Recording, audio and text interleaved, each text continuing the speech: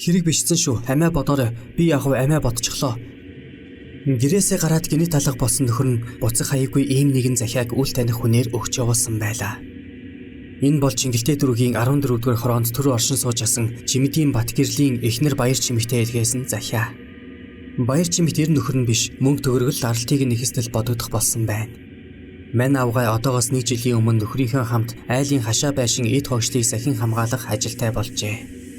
Эхнэр нөхөр хоёр олон хоног зөвлөлдсөн ч нэг л юм дээр санал нийлж өгдөггүй байсан гин.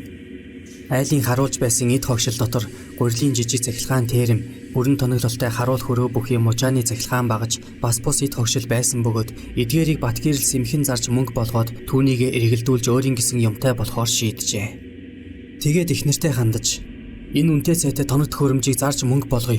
Эзнийг нь асуувал хулгайд алдчихсан гээ. Арай шоронд хийчихгүй биз. Мөнгөтэй болчихсон байхад учир нь олдно гэхэд цаатах нь. Яршиг чи шоронгийн та болох гээ юу?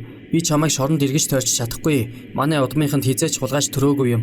Одоо харин би чамтай суусан биш хулгайч болох нь л дээ янз нь. Тэгж буяндаа бузар хийхгүй шүү гэж царгалдаг байж. Гэвч сүүлдээ 5-10 төгрөг амьдралд нь байнга дутагдах болсноор Баяр Чимэг за чи өөрөө л мэд харин хэрэг зарга болж гэмээн өөрөө бүхнийг даагаарай. Намайг л балаа юмд битгий хутгачхаарай гэж учралжээ. Цаатах нь энэ зөвшөөрлийг сонсонгуудаа тэр даруйдаа Портер хөсөж ирээд мөнөө хүнтэй цайтай тоног төхөөрөмжүүдийг ядах юмгүй ачааллаад гарсан байна. Архичин, залхуу, ажилгүй, бас үнгүй юмд нугасгүй ирчүүд бусдын иймэрхүү юмн дээр тун цоглог ажилдаг нь жам. Энэ мэтийн хулгайн юмн дээр урам зориг ичгүүч нь аяндаа сэргээд ирдэг бололтой. Батгэрэл оройхон хэрд 10 гаруй сая төгрөг өвөртлөөд орж иржээ. Үнэндээ 30 сая төгрөг болох зүйлийг ердөөл 10 саяар өгөөд тавьчихсан байгаа юм. Нөгөө хулгайч удамгүй энэ төр гэж цэцэрхээд байсан эхнэр нь Бөөн Баяр. Урд нь ийм их мөнгө барьж үзээгүй мань хоёр тэрхэн үед өөрсдийгөө тэр бомтон болчихлоо гэж хөөрцөглөжээ. Гэхдээ юугүй өрн таран хийгээд дуусгах биш, хэрхэн аривжуулах талаар ярилцсан нь бас яамай. Юмаа харуулдаг этгээд нь 3-4 сар болоод нэг ирбэл ирдэг, ирэхгүй бол хагас жилч ирдэггүй байсан болохоор Батгэрэл Баяр Чимэг хоёр яаран баригдана гэж юр айхгүй тайван байцгааж идэж ухаа ууж бас ч үгүй 3 хоног наригаад авсан байгаа юм.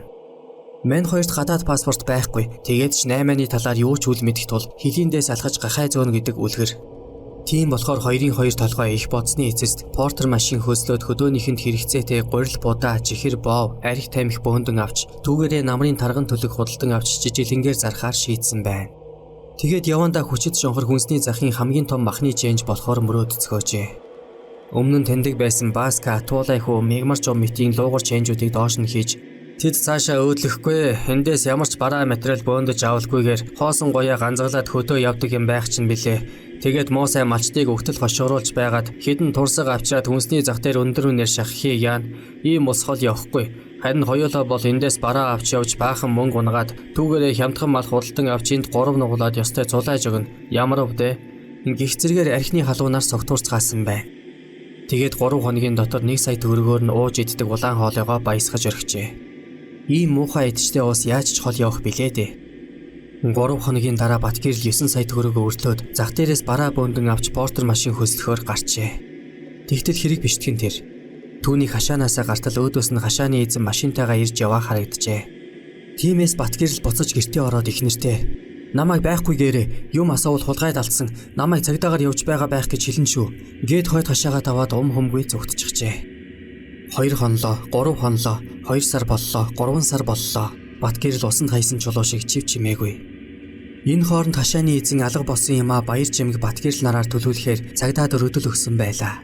Баяр Чимэг байсгийгээд л цагдаагийн үүд захидаг ажилтай болов. Тэр болгонд мань хүүхэн манай нөхөр л бүхнийг мэдэж байгаа. Тэр гэрээсээ 9 сая төгрөг өвөрлөд гарсан хүн шүү дээ. Хулгайн барьцаанда жирэмсэн намайг тавьчихад явдаг ёстой өөдгүй хүн. Та нар тэр хүнийг хаа байгаа газраас нь баривчлаад ирээчтэй. Тэгээд шоронгийн та болгоод айл. Надад одоо тэр хар амиа бодсон өөдгүйэр огт хамаагүй болсон. Гих зэрэгээр гонгинож суудаг болсон байна. Тэгтэл ор сурггүй алга болсон Батгэрэл нэлээд хугацааны дараа Баяр Чимэгт нэгэн хачиргалтай загтлыг үл таних хүнээр илгээжээ. Баяр Чимэг яаран сандран задлаад үзтэл хэрэг бишсэн шүү. Амиа бодоорой. Би яг амиа бодчихлоо гэсэн зурус байхын тэр. 9 сая төгрөгтэй ганц биеэр хүн хар амиа бодож зөхөөд байх юу байх вдэ. Хөдөөний аль нэгэн суманд очиод мянгат малчны борлогддоггүй бор охиныг аваад суучихсан уу? Эсвэл хотын нэг баян хөгшин авгайн халамжинд орсон уу бүү мэд.